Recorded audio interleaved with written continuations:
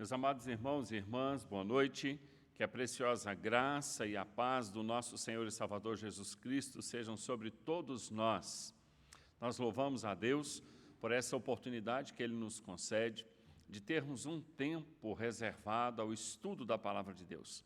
Mas nós iniciaremos o estudo nessa noite, conforme anunciamos no nosso grupo de aviso, fazendo um momento de intercessão pela vida do nosso irmão Wagner e a Meire, Vinícius, a família toda. E eu quero convidar a todos aqueles que estão acompanhando a transmissão, que nesse momento aí na sua casa você também feche os olhos e ore conosco, intercedendo pela vida do Wagner. Quero ler 1 Tessalonicenses, capítulo 5, versículo 17 e 18. Orai sem cessar, é a exortação do apóstolo Paulo. Em tudo dai graças, porque esta é a vontade de Deus em Cristo Jesus para conosco. Orai sem cessar e em tudo dai graças. Mesmo diante de momentos e situações tão delicadas, tão dolorosas, como nós estamos passando junto com a família do nosso irmão, nós devemos agradecer ao Senhor, porque em tudo Ele cumpre o querer e a vontade dEle. Ele abençoa o seu povo, mesmo em situações como a que o nosso irmão Wagner e sua família está passando. Então, eu convido você a fechar os olhos e nós vamos orar ao Senhor nesse momento. Oremos. Senhor Deus Todo-Poderoso, na Tua presença nós nos encontramos diariamente para louvar, exaltar, bendizer o Teu santo e excelso nome. Segundo a Tua palavra nos ensina, em tudo devemos dar graças, porque a vontade do Senhor se cumpre o tempo todo, em todos os lugares, na vida de todas as pessoas. Não há nada que se passa no céu, na terra, nos ares, nos mares, na vida de cada ser humano, crente ou não, que esteja fora do controle absoluto e do governo absoluto do Senhor. Por isso nós te louvamos, por esse momento em que o nosso irmão recebe, ó Deus, a manutenção da sua vida através da medicina que o Senhor mesmo estabeleceu para abençoar a raça humana.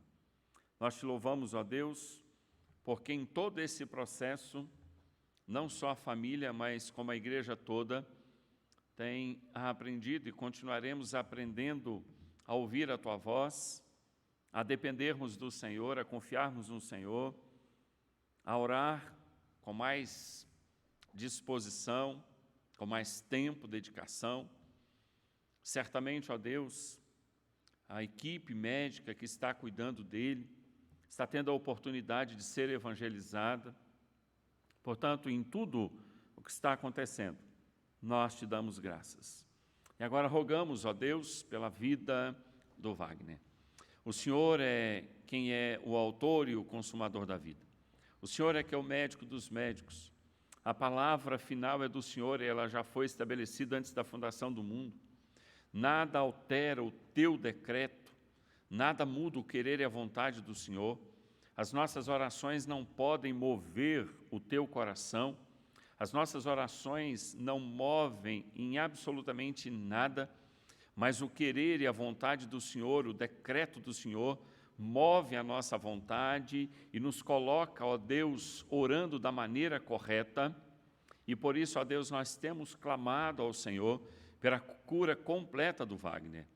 Ó Deus, que essa febre passe, que a temperatura do corpo volte ao normal, que a infecção, ó Deus, seja retirada completamente, que o pulmão do Wagner, ó Deus, seja restabelecido ao normal e não fique sequela nenhuma, que o seu coração normalize os batimentos, que nenhum outro órgão seja afetado.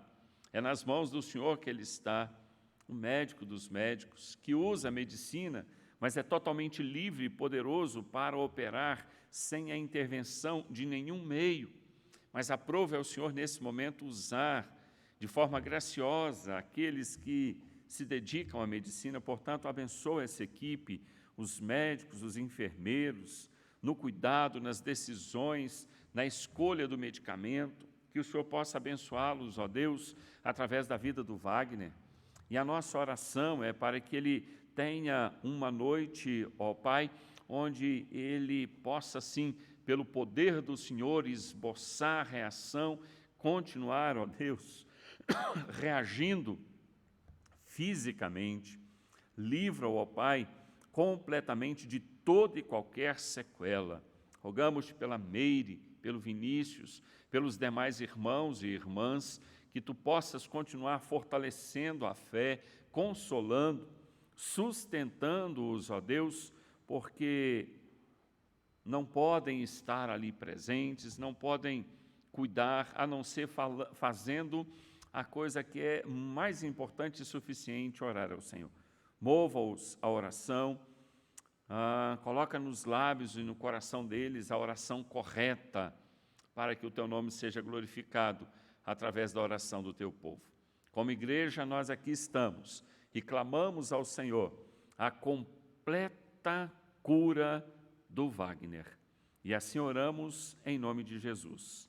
Rogamos-te também, ó Deus, a iluminação do teu Espírito Santo, na leitura da tua palavra, na exposição deste estudo bíblico a respeito do batismo cristão. Ensina-nos, ó Deus, abra o nosso entendimento para que compreendamos, ó Deus, biblicamente esse sacramento e possamos, ó Deus, praticá-lo da maneira correta. No nome de Jesus, teu Filho, nosso Senhor e Salvador, nós oramos. Amém. Pois bem, meus irmãos, nós continuaremos então falando a respeito do batismo cristão. E eu quero ler a Epístola de Paulo a Tito, no capítulo 3, do versículo 4 até o versículo 11. Epístola de Paulo a Tito, no capítulo 3, do versículo 4 até o versículo de número 11. E diz assim a palavra de Deus: Quando, porém, se manifestou a benignidade de Deus, nosso Salvador, e o seu amor para com todos, não por obras de justiça praticadas por nós, mas segundo sua misericórdia, ele nos salvou mediante o lavar regenerador e renovador do Espírito Santo, que ele derramou sobre nós ricamente por meio de Jesus Cristo, nosso Salvador, a fim de que, justificados por graça, nos tornemos seus herdeiros, segundo a esperança da vida eterna. Fiel é esta palavra, e quero que, no tocante a estas coisas, faças afirmação confiadamente, para que os que têm crido em Deus sejam solícitos na prática de boas obras. Estas coisas são excelentes e proveitosas aos homens. Evita discussões insensatas, genealogias, contendas e debates sobre a lei, porque não têm utilidade e são fúteis. Evita o homem faccioso, depois de admoestá-lo primeira e segunda vez, pois sabes que tal pessoa está pervertida e vive pecando e por si mesma está condenada. Amém. Louvado seja o Senhor por sua santa palavra. Os primeiros versículos, de 4 até o versículo de número 7, o apóstolo Paulo fala da bênção da salvação, que é tipificada com o sinal do batismo. Nós somos regenerados em Cristo, por Cristo, nele nós vivemos, nele nós esperamos esta graça regeneradora, a qual já está presente nas nossas vidas. E do versículo 8 até o versículo 11, o apóstolo Paulo mostra a coerência existente. Aqueles que verdadeiramente foram batizados em Cristo, que morreram com Cristo para o pecado e foram ressuscitados com Cristo para a nova vida, eles expressam, verbalizam e praticam essa nova vida em Cristo. Portanto, aquilo que o batismo simboliza, quando recebido por meio da fé, a pessoa passa a viver uma nova vida. Este é o foco. Pois bem, dito isso, meus irmãos, nós continuaremos nesta noite estudando a respeito do significado do batismo cristão. Na semana passada, nós afirmamos primeiramente o que não é o batismo cristão. Nós fizemos uma exposição a respeito da continuidade ou da progressividade da revelação na obra da redenção. Então, nós afirmamos, por exemplo, que o batismo ele não é um atestado de salvação. Ele também não é um meio de salvação. E ele também não é essencial à salvação. Por exemplo, o ladrão na cruz não teve tempo de ser batizado. Mas nós começamos a afirmar que o batismo ele é a continuação da circuncisão. Então, o que representa o batismo cristão no entendimento reformado? O nosso primeiro ponto na semana passada foi que o batismo ele representa a continuação da circuncisão. Não mais no sinal, mas na sua essência, no seu conteúdo. Nós afirmamos que o sinal do Antigo Testamento era a circuncisão, e o sinal do Novo Testamento, o batismo cristão, é outro. O batismo cristão, o símbolo dele agora é a água. Mas o conteúdo, tanto do Antigo Testamento quanto do Novo Testamento, é o mesmo. Haja vista só que o que era prometido no Antigo Testamento já se cumpriu na pessoa de Cristo no Novo Testamento, e por isso, então, muda-se o sacramento, muda-se o sinal do sacramento. Sai o aspecto da dor, do sangue, da circuncisão, e vem agora a água, que ela comunica limpeza, que ela comunica purificação, e sem nenhuma dor. Então, o que significa, o que representa o batismo cristão? É a continuação da circuncisão. Bom, hoje nós veremos, então, mais 2 pontos, e são suficientes, do que representa o batismo cristão no entendimento reformado. É importante nós fazermos uma observação. Igreja Presbiteriana Reformado, um ministro presbiteriano, um conselho presbiteriano reformado, ele abraça toda a doutrina reformada. Alguns dos nossos irmãos em Cristo, pastores também, eles abraçam apenas os 5 pontos do calvinismo e não a doutrina reformada como um todo. Então, por exemplo, eles não abraçam o batismo infantil, correto? Então, nós somos presbiterianos reformados de toda a doutrina reformada, do batismo infantil, presença de Cristo na ceia, a escatologia amilenista e outros pontos mais, tá bom? Então, o que representa o batismo no entendimento reformado? Em segundo lugar, sinal e selo do pacto da graça. Então, veja bem, sinal e selo do pacto da graça. Importante você lembrar que a circuncisão também é pacto da graça. Abraão foi salvo pela graça mediante a fé. Não tem outro meio de salvação. Cristo é o único caminho de salvação. Cristo salva por meio da fé. Não tem outro tipo, outra forma, outro caminho de salvação. Então, dito isso, nós estamos afirmando que o batismo ele é sinal e selo do pacto da graça. Então, visto que o batismo cristão do Novo Testamento corresponde à circuncisão judaica, ele representa, então, para a igreja visível do Novo Testamento, lembrando que a igreja visível ela é diferente da invisível. A igreja invisível ela é composta somente dos eleitos. A igreja visível pode ser que haja entre os seus membros pessoas não convertidas, mesmo que batizadas e recebendo a ceia. Então, o batismo cristão corresponde à circuncisão judaica, ele representa para a igreja visível do Novo Testamento o mesmo ou a mesma coisa que a circuncisão representava para a igreja visível no Antigo Testamento. Ou seja, o sinal visível de uma graça invisível. Ele tipifica, ele aponta. Então, o que a circuncisão era no Antigo Testamento, o batismo cristão é no Novo Testamento. Um sinal visível de uma graça invisível. E o selo da aliança que Deus fez com Abraão o pai de todos os crentes.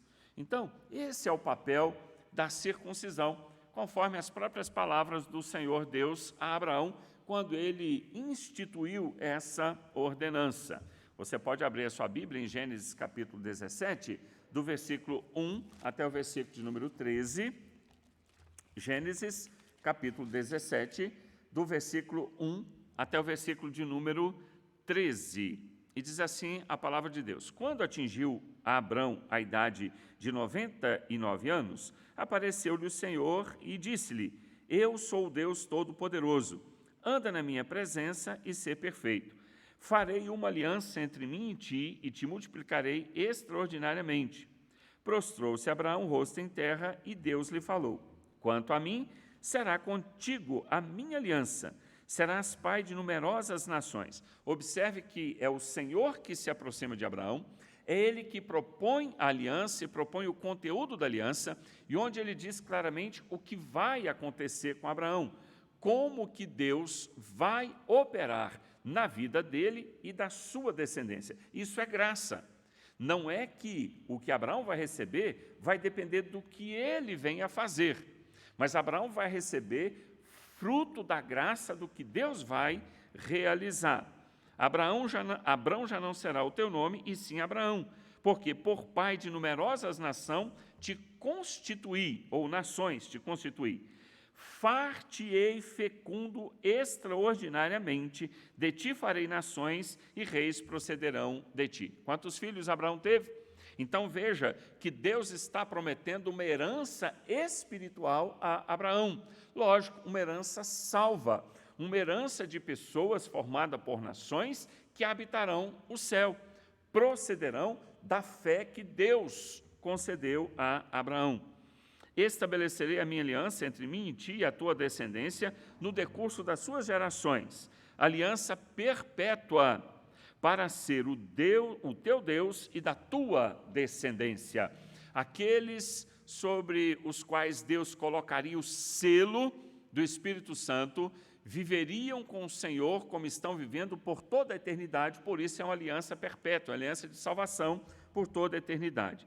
Dar-te-ei e a tua descendência a terra das tuas peregrinações, toda a terra de Canaã, em possessão perpétua, e serei o seu Deus. Disse mais Deus a Abraão: guardarás a minha aliança, tu e a tua descendência, no decurso das suas gerações. Esta é a minha aliança que guardareis entre mim e vós e a tua descendência. Todo macho entre vós será circuncidado. Então o Senhor estabelece o símbolo da aliança. O pacto que eu estou fazendo com você e a sua descendência, a aliança que eu estou fazendo, ela terá um sinal visível, para que haja uma separação entre aqueles que fazem parte do pacto e aqueles que não fazem parte do pacto, entre aqueles que fazem parte da igreja visível e aqueles que não fazem parte da igreja visível. Esta é a minha aliança que guardareis entre mim e vós e a tua descendência. Todo macho entre vós será circuncidado. Circuncidareis a carne do vosso prepúcio. Será isso por sinal de aliança entre mim e vós. O que tem 8 dias será circuncidado entre vós. Todo macho nas vossas gerações, tanto escravo nascido em casa, como comprado a qualquer estrangeiro, que não for da tua estirpe. Com efeito, será circuncidado o nascido em tua casa e o comprado por teu dinheiro. A minha aliança estará na vossa carne e será aliança perpétua. O incircunciso que não for circuncidado na carne do prepúcio, essa vida será eliminada do seu povo, quebrou a minha aliança. Então, o papel da circuncisão é exatamente estabelecer claramente o que Deus haveria de fazer. Ela é um sinal que aponta para toda a obra que o Senhor haveria de fazer. E nesse texto que eu acabei de ler, o Senhor, então, ele traz a Abraão o que Deus faria e o que Abraão receberia. Então, a circuncisão, tanto dos israelitas ou dos prosélitos do judaísmo, pessoas que não eram judeus e que se convertiam ao judaísmo, são chamados aí prosélitos. Então, era um sinal externo da confirmação do pacto de Deus com Abraão. segundo o qual, ou seja, o pacto, ele, Abraão, e seus descendentes constituiriam a igreja visível de Deus na terra, e não meramente símbolo da fé dos beneficiários. Então, veja bem, a circuncisão identificaria que aquele povo ali é a igreja visível. Era constituído tanto de judeus ou de outras pessoas de outras nacionalidades que eram convertidas ao judaísmo e tinham que receber a circuncisão. Então, o que é que a circuncisão identificava? Esse povo aqui é a igreja do Senhor, a igreja visível do Antigo Testamento. Bom, dito isto, as pessoas elas eram circuncidadas para que elas fossem identificadas como pertencentes à igreja visível, e não como uma garantia de salvação. É lógico que para receber a circuncisão, elas tinham que ser instruídas. Olha, Deus fez um pacto com Abraão, o conteúdo desse pacto é esse. Você se submete a esse pacto? Sim. Então eram circuncidadas, então elas eram identificadas como pertencentes à igreja visível. E esse sinal, então, no caso do Antigo Testamento, a circuncisão, ele aponta para a graça espiritual a ser experimentada sobre aqueles que receberam a circuncisão no coração. E o mesmo se aplica no batismo. Então, o sinal da circuncisão e, posteriormente, o sinal do batismo aponta exatamente para a obra espiritual que será realizada no coração, a circuncisão espiritual que o Senhor realizou no coração dos israelitas e a limpeza espiritual que o Senhor realizou e continua realizando naqueles que recebem o batismo cristão. Pois bem, dito isto, a circuncisão, então, ela será por sinal da aliança. Ela será por sinal de uma fé que a pessoa vai receber. Ela não significava a própria fé, ou seja, não significa que a pessoa que recebeu a circuncisão também estava recebendo a fé, ou naquele momento, ou depois. Então, ela é um sinal, e esse sinal, sim, ele aponta para a fé, mas não significa a própria fé. Bom, então, com isso, nós podemos afirmar o seguinte: o pacto da graça, a circuncisão, é um pacto onde Deus, ele promete que ele vai derramar graça abundante sobre os pecadores. Ele vai regenerar, ele vai purificar, ele vai expiar pecado, ele vai ressuscitar, vai dar um novo coração, vai conceder a fé, vai conceder o Espírito Santo e vai transformar a vida daqueles a quem ele escolheu. Então, o pacto da graça presente na circuncisão do Antigo Testamento é o fundamento do batismo do Novo Testamento. Então, quando nós buscamos o fundamento do batismo do Novo Testamento, não basta dizer apenas que o encontramos em Cristo. Cristo, sim, ele é o conteúdo do batismo, porque tudo que Deus está prometendo a Abraão, ele vai realizar na pessoa e na obra do Senhor Jesus Cristo. Então, Cristo é o conteúdo do batismo e ele mesmo viabilizará o lavar regenerador do Espírito Santo, o qual é simbolizado pelos sinais da aliança, circuncisão no Antigo Testamento e o batismo com água no Novo Testamento. Então, o que a aliança representa no Antigo Testamento, Cristo cumpriu. Ele é o conteúdo, ele é o que opera esta limpeza e esta regeneração, não o sinal. Então, o sinal aponta para o que Cristo haveria de fazer. E o povo do Antigo Testamento viveu pela fé nessa certeza: virá um Salvador, virá um Redentor, seremos por ele salvos da ira de Deus.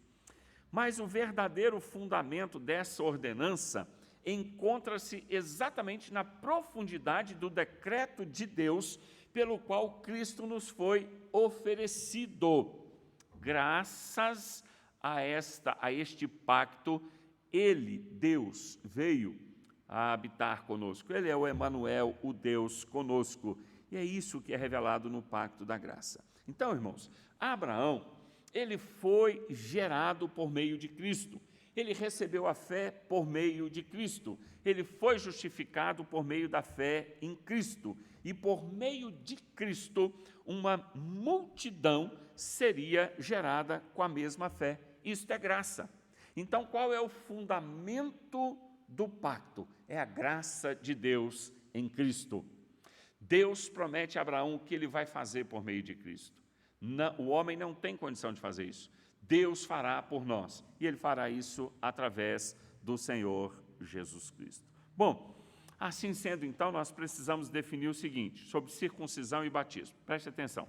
A circuncisão era um sinal de visível membresia na família de Deus e da obrigação pactual para com ele.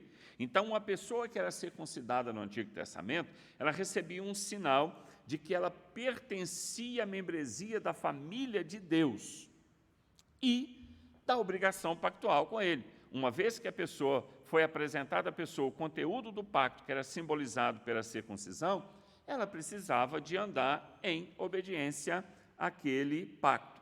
Aí a pergunta é, quais são essas obrigações? Quais são as obrigações do pacto? Dentro do que nós lemos, do que Deus ordena a Abraão, nós temos receber e praticar a circuncisão. Abraão foi circuncidado, circuncidou seu filho e todos da sua casa e determinou que todos do povo fossem circuncidados. A nossa obrigação também está em conhecer o pacto que Deus fez, onde ele estabelece todos os critérios do pacto, ensinar a lei e os mandamentos do Senhor e manter-se nos padrões bíblicos, não de perfeição, mas de obediência consciente, adorando e servindo a Deus. Tudo isso é aceitável diante do Senhor por meio da fé, a qual se manifestou na aliança do Senhor com Abraão. Então, qual que é o compromisso ou a obrigação daquele que recebe o sinal da circuncisão? Conhecer o conteúdo do pacto e viver uma vida em obediência e submissão à palavra do Senhor, aplicar a circuncisão aos filhos quando nascessem e ensinar toda a família a conhecer e andar em obediência à palavra de Deus. Capítulo 17 de Gênesis, nos versículos 23 até o versículo 27, diz assim: Tomou, pois, Abraão a seu filho Ismael, e a todos os escravos nascidos em sua casa, e a todos os comprados por seu dinheiro, todo macho dentro de sua casa, e lhe circuncidou a carne no prepúcio de cada um, naquele mesmo dia, como Deus lhe ordenara. Tinha Abraão 99 anos de idade, quando foi circuncidado na carne do seu prepúcio. Ismael, seu filho, era de 13 anos, quando foi circuncidado na carne do seu prepúcio. Abraão e seu filho Ismael foram circuncidados no mesmo dia, e também foram circuncidados todos os homens de sua casa, tanto os escravos nascidos nela, como os comprados por dinheiro ao estrangeiro. Então, aqui está a obrigação de Abraão e a obrigação de todo israelita. Ele tinha que, após receber a circuncisão, ele então deveria, o que Abraão fez? Abraão chamou todos os seus, Abraão repassou o que Deus havia dito a ele no pacto, e assim todos foram circuncidados. Não podemos conceber a ideia aqui de Abraão simplesmente pegando o seu filho Ismael de 13 anos e circuncidando sem falar nada, mudo. Não, não é esse o propósito da palavra de Deus. Abraão falou ao seu filho, a todos da sua casa, a todos os servos, o que Deus o havia dito e como ele deveria de colocar o sinal em cada um. Então, esta é a obrigação. E Abraão, é lógico, deveria fazer isso pela fé. Quando ele estava ensinando ao seu filho e a todos da sua casa e a todos os estrangeiros, certamente ele estava os exortando a crerem e confiarem no Deus que havia feito aliança com ele. Então, nós não podemos descartar de modo nenhum o papel fundamental de Abraão ao ensinar e ao praticar a circuncisão. Então, essa é a obrigação. Recebe-se o sinal, mas é importante que antes de receber o sinal, no caso aqui dos adultos, porque a criança com 8 anos, ela vai ser ensinada depois, é o próximo texto que nós vamos ver aqui. Mas Abraão, ele explicou tudo o que era o conteúdo da circuncisão. Agora eu quero que você abra aí em Deuteronômio, capítulo de número 6. Deuteronômio, capítulo de número 6. Depois você pode marcar todo este capítulo, são 25 versículos. Mas eu quero ler alguns versículos aqui, porque agora Moisés vai entrar com o povo na terra prometida. Então nós temos aqui adultos e nós temos crianças, e crianças que nascerão depois. Qual que é o papel daquele que já recebeu o selo da circuncisão? Capítulo 6, versículo 1 e 2. Estes, pois, são os mandamentos, os estatutos e os juízos que mandou o Senhor teu Deus, se te ensinasse, para que os cumprisse na terra que passas para possuir, para que temas ao Senhor teu Deus e guardes todos os seus estatutos e mandamentos que eu te ordeno. Tu e teu filho, e o filho de teu filho, todos os dias da tua vida, e que teus dias sejam prolongados. Os pais que já haviam sido circuncidados, que receberam a lei, que receberam os mandamentos do Senhor, precisam ensinar aos filhos, mesmo já estando circuncidados, precisam ensinar os filhos toda a lei do Senhor, e precisam ensinar os filhos a temerem ao Senhor e clamarem ao Senhor para que os filhos se tornem tementes a Ele, além de conhecer a aliança, se submetam ao Deus da aliança também. Agora, versículo 6. Estas palavras que hoje te ordeno estarão no teu coração. Tu as inculcarás a teus filhos, e dela falarás assentado em tua casa, e andando pelo caminho, e ao deitar-te e ao levantar-te. Verso 10. Havendo-te, pois, o Senhor teu Deus introduzido na terra que, sob juramento, prometeu a teus pais, Abraão, Isaque e Jacó, te daria grandes e boas cidades que tu não edificastes. O Senhor teu Deus temerás, a Ele servirás e pelo teu nome jurarás. Então, Moisés está trazendo à tona a aliança que Deus fez com Abraão, Isaque e Jacó. Agora, Moisés e sucessivamente os pais devem ensinar toda essa aliança para o povo e, consecutivamente, para os filhos, para que eles simplesmente não tenham o sinal da circuncisão, mas que entendam o que ela aponta, o que ela significa e possam temer o Senhor Deus. Bom, depois você pode ler o capítulo todo também, porque ele fala exatamente disso. É preciso que aplique a circuncisão ao 8º dia, mas que tenha o compromisso que se exige a circuncisão é ensinar aos filhos a respeito da aliança, os mandamentos, a lei do Senhor, ensiná-los a amar o Senhor, temer o Senhor, obedecer o Senhor. Essa é a parte prática.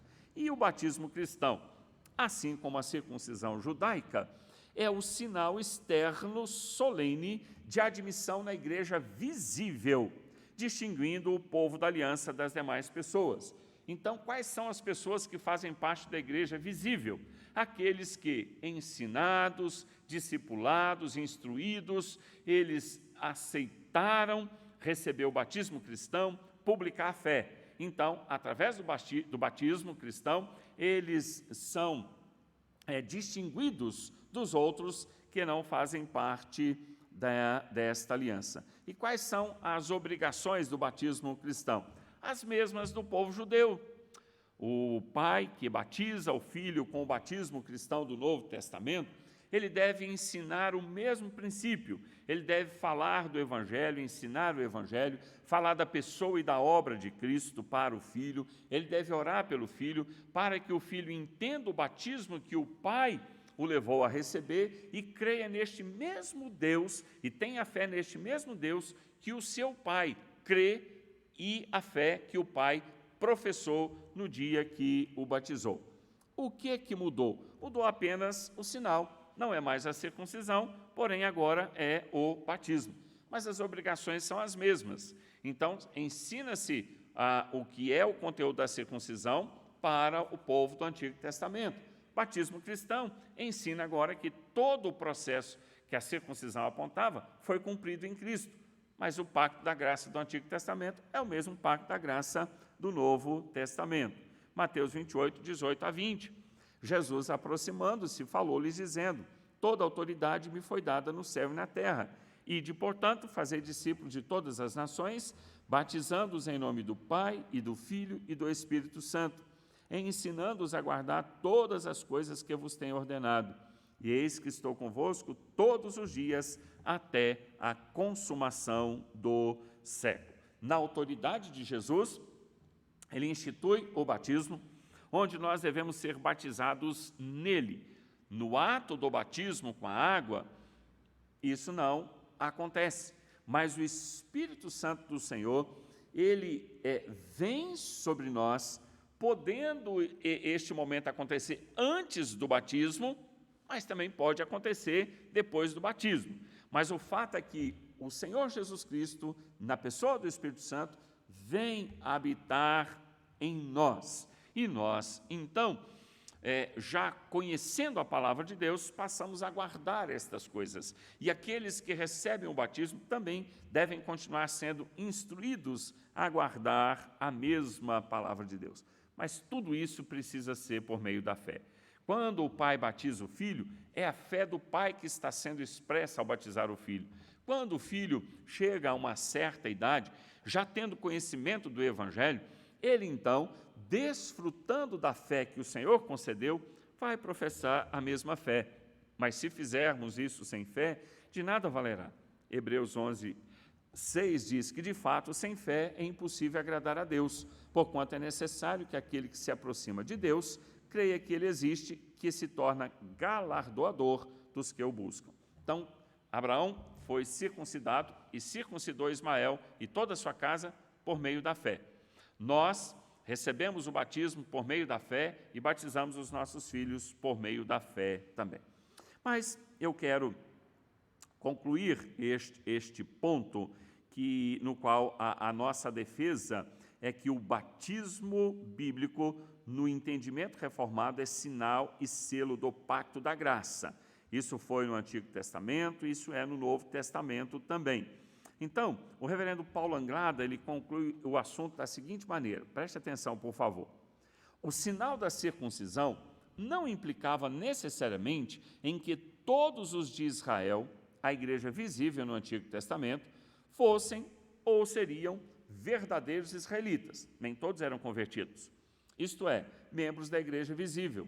Ou seja, que necessariamente fossem ou seriam objeto da graça salvadora. Então, nem todo mundo que recebeu a circuncisão, que foi contado como parte da igreja visível, verdadeiramente foi circuncidado no coração e foi salvo. Para isso, eles precisavam, para que realmente eles pudessem experimentar o que a circuncisão simbolizava e apontava, o que era necessário? Eles precisavam se arrepender dos seus pecados, e já sabemos que o arrependimento é uma obra do Espírito Santo no nosso coração, crer nas promessas da aliança, crer em tudo que Deus prometeu a Abraão, principalmente na obra messiânica da redenção. A circuncisão também não implicava em que os gentios não pudessem se tornar membros da aliança. Eles também poderiam ser admitidos na igreja visível e receber o seu sinal e selo. Então, não era um monopólio, não era exclusivo ou único para os judeus. Gentios, estrangeiros, poderiam ser admitidos, se depois de instruídos no que significava a circuncisão, manifestassem favoravelmente em aceitar, crer e receber. Então, irmãos, o sinal da circuncisão implicava em que os judeus e gentios circuncidados seriam considerados povo de Deus, objeto do seu cuidado peculiar e da sua bênção, possuidores da revelação especial e instrumentos da sua graça para todos os povos. Então, todo aquele que era circuncidado no Antigo Testamento era identificado como a igreja visível do Antigo Testamento. Os profetas revelaram a palavra de Deus para eles receberam a lei, eles eram os guardiões da lei, foram os responsáveis pelo tempo, pelo sacrifício. Então, Deus tinha esse pacto com eles. Nem todos os que fizeram parte do povo de Israel foram salvos, mas essa aliança Deus tinha com eles, de preservá-los, de tratá-los, de conceder a eles um tratamento especial. Eles tinham o privilégio de levar sacrifícios no templo, de oferecer sacrifícios de ação de graças, de orar a Deus, de receber toda a palavra de Deus. Eram benefícios exclusivos àqueles que haviam recebido a circuncisão e eram considerados o verdadeiro povo de Deus no Antigo Testamento, a igreja visível do Antigo Testamento. Ok? Então, agora, o que representa o batismo no entendimento reformado? Por fim, representa a nossa união com Cristo e todos os benefícios decorrentes. Representa nossa união com Cristo e todos os benefícios decorrentes dessa união. Então, o batismo, ele representa a união mística do crente com Cristo. O que é a união mística? É um mistério. Como que nós, miseráveis pecadores, somos unidos a Cristo. É algo que sai fora do nosso entendimento, ou da lógica. Por isso, místico, de mistério, tá? Então, o batismo representa uma união mística do crente com Cristo. E todas as bênçãos da aliança representa, realizadas pela operação do Espírito Santo, mediante a fé salvadora na sua obra redentora. Então, o sinal do batismo, ele tem um porquê, ele aponta para uma realidade. Pode até ser que o batizado ali não receba isso, mas o símbolo do batismo aponta para a obra de Cristo, para a limpeza, para a purificação, para a nossa união com Cristo, para recebermos todas as bênçãos que Cristo recebeu. Por isso que ele representa essa união nossa com Cristo. Então, há algumas passagens no Novo Testamento que alicerçam esta verdade. E essas passagens que nós leremos, elas ensinam sobre a obra espiritual realizada, a qual é simbolizada pelos sinais. No Antigo Testamento, a circuncisão, e no Novo Testamento, o batismo. Então, o batismo, ele aponta para uma obra espiritual. E os textos que nós vamos ler, eles ensinam exatamente sobre esta obra espiritual que é realizada, a qual é tipificada no batismo. Romanos 6, de 3 a 6. Paulo diz assim: ou porventura ignorais que todos nós que fomos batizados em Cristo Jesus, fomos batizados na sua morte? Fomos, pois, sepultados com ele na morte pelo batismo, para que, como Cristo foi ressuscitado dentre os mortos pela glória do Pai, assim também andemos nós em novidade de vida. Porque se fomos unidos com ele na semelhança da sua morte, certamente o seremos também na semelhança da sua ressurreição, sabendo isto, que foi crucificado com ele o nosso velho homem, para que o corpo do pecado seja destruído e não mais sirvamos o pecado como escravos. Então, se o batismo simboliza o lavar regenerador, ele também aponta para alguém que morreu para que tivesse condição de nos lavar. Então, há uma obra espiritual a ser realizada. Essa obra espiritual, que é o Espírito Santo que realiza em nós, nos leva a morrermos com Cristo para o pecado e ressuscitarmos com Ele para a vida. Tá? Então, não é o que simboliza no batismo, ele aponta para uma obra verdadeira, espiritual, que será realizada em nós. 1 Coríntios 12, 13. Pois em um só Espírito todos nós fomos batizados em um corpo, quer judeus, quer gregos, quer escravos, quer livres, e a todos nós foi dado beber de um só Espírito. Então, repetindo, o que a água simboliza, esta limpeza, este lavar, o Espírito Santo opera, ele realiza esta obra espiritualmente na vida do eleito. Gálatas 3, 27 a 28, diz assim: porque todos quantos fostes batizados em Cristo, de Cristo vos revestistes. Dessa arte não pode haver judeu nem grego, nem escravo nem liberto, nem homem nem mulher, porque todos vós sois um em Cristo Jesus. Então, há uma definição apresentada por um teólogo espanhol, o nome dele é Marcial, e ele descreve a realidade do batismo como segue. Eu vou ler para você. Quando alguém recebe o Evangelho com fé verdadeira, recebe os benefícios que o mesmo promete. Quando recebe o batismo com fé, recebe as bênçãos de que este é sinal e selo. Para quem o recebe, exceto se não for sincero, o batismo é um ato de fé pelo qual e no qual se apropria das bênçãos da redenção de Cristo que lhes são oferecidas. Então, aquele que se apresenta com sinceridade por meio da fé para receber o batismo bíblico, conforme o Senhor Jesus Cristo instituiu, ele recebe todos os benefícios, as graças e as bênçãos que o batismo representa. Então, há sim uma obra espiritual realizada na vida daquele que, por meio da fé, recebe o batismo. Portanto, irmãos, o batismo simboliza,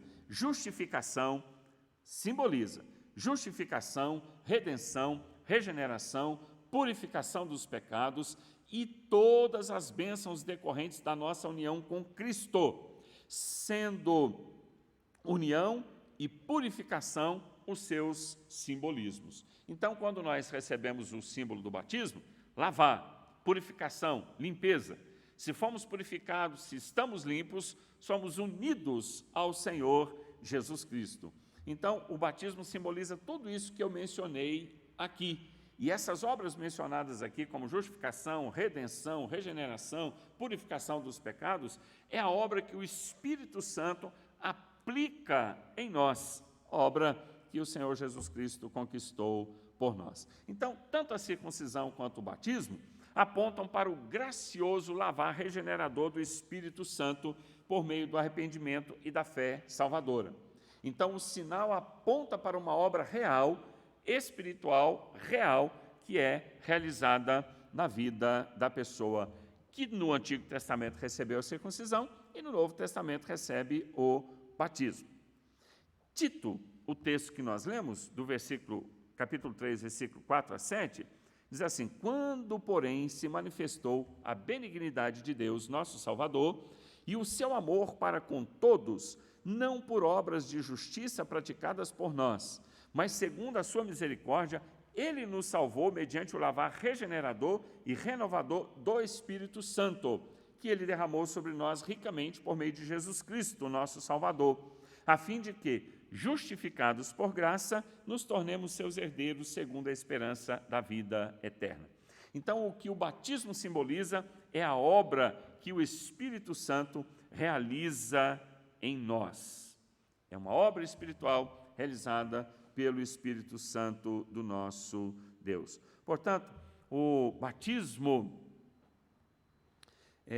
no entendimento reformado, ele representa a nossa união com Cristo e todos os benefícios desta união. Quando nós, pela fé, recebemos o batismo, quando nós, pela fé, trazemos nossos filhos para receberem o batismo, ele significa e sela nossa união com Cristo e todos os benefícios desta união. Portanto, é um sacramento que não pode ser negligenciado. Quando negligenciado, o oposto acontece. A pessoa que não recebe por meio da fé o batismo bíblico, ela então não receberá nenhum dos benefícios que são simbolizados no batismo e proposto em toda a Escritura, exceto aqueles que, de um modo justo, não tiveram tempo de receber o batismo, contudo, professaram a fé em Cristo como o ladrão. E pode ser também que alguém no leito de morte, talvez em coma, ouça a leitura da Escritura e o Espírito Santo pode operar a regeneração.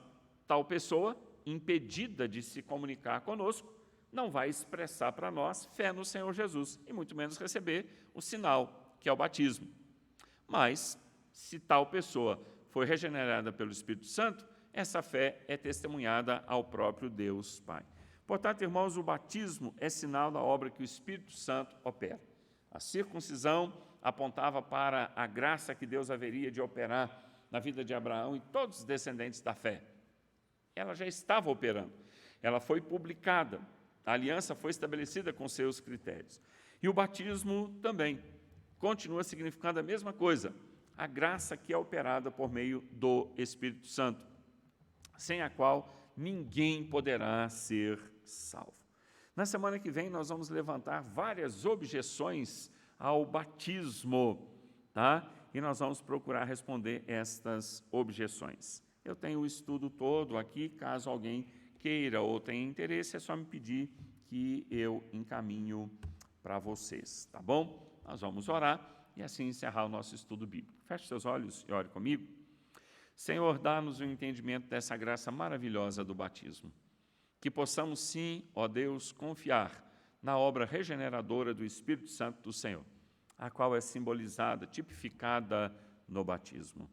Que nós, os pais e aqueles que ainda, ó Deus, hão de segurar crianças no colo, que eles conheçam e pratiquem o batismo bíblico. Não somente, ó Deus, trazer para ser batizado, mas cumprir todas as obrigações e os compromissos que implica este sacramento tão importante da Tua Palavra. Ensina-nos por meio do Teu Espírito Santo e Tua Palavra. No nome de Jesus, Teu Filho, nosso Senhor e Salvador, nós oramos. Amém. Que Deus te abençoe e até domingo, às 9 horas, na Escola Bíblica Dominical. Grande abraço a todos e até domingo.